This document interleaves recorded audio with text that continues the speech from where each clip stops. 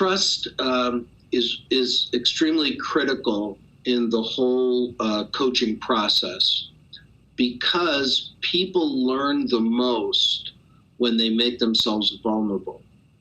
So you really can't be asking a teacher to be vulnerable in the classroom in front of an observer unless you've created that trust.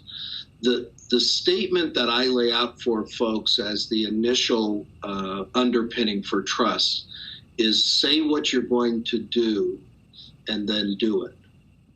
So if you're looking at that through the eyes of an administrator, it says as an administrator, if I'm coming into the classroom to do an evaluation of the teacher is clear that my purpose for being there is one of evaluation.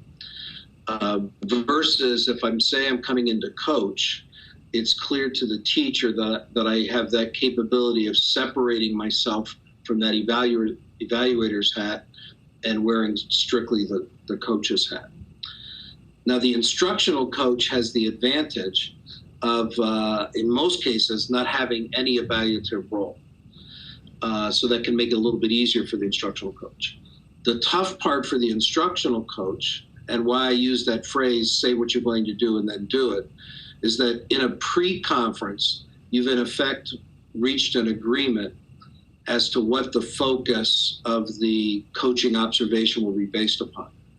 And so the trust is built by the teacher knowing when the coach comes in, if we've agreed to that narrow focus, the coach's attention is going to be on that narrow focus. And the coach isn't going to be looking somewhere else and finding something else to bring into the conversation. In the whole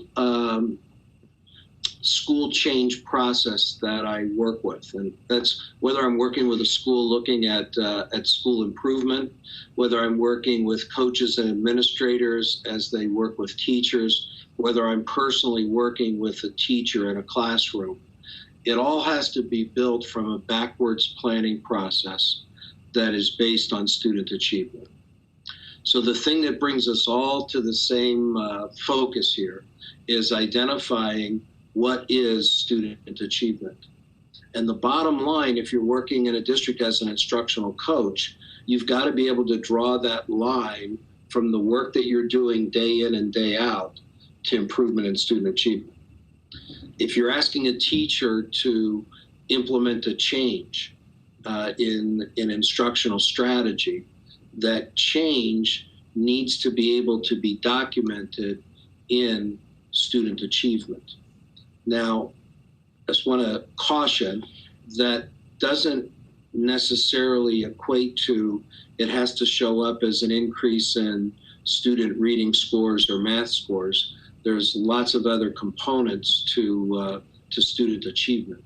So if you were to decide that persevering on a difficult math problem is a step towards greater student achievement, then the fact that I can measure the time that students will persevere, the time that students are willing to, the first 2 attempts I made at solving this problem didn't work and I went back and tried another way.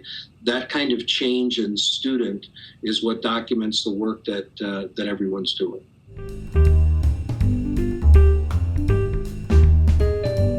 One of the first roles for a person to play when they step into a coaching position is one of modeling what it means to be coached. So very often when I'm working with a district, we will start initially having administrators observe and coach the instructional coach, and then have the instructional coach observe and coach the administrator. Now, in some cases, that may mean the administrator actually goes into a classroom and works with kids and gets coached on it. Or in many cases, it may mean that the administrator is willing to be coached on how they interact at a faculty meeting, or how they worked with a professional learning community. With instructional coaches, districts that I'm working with on an extended program, frequently when I return after initial trainings, I'll spend some time observing the coach coaching a teacher and then coach the coach. And I'll build in the sessions for the instructional coaches to begin to do that with each other.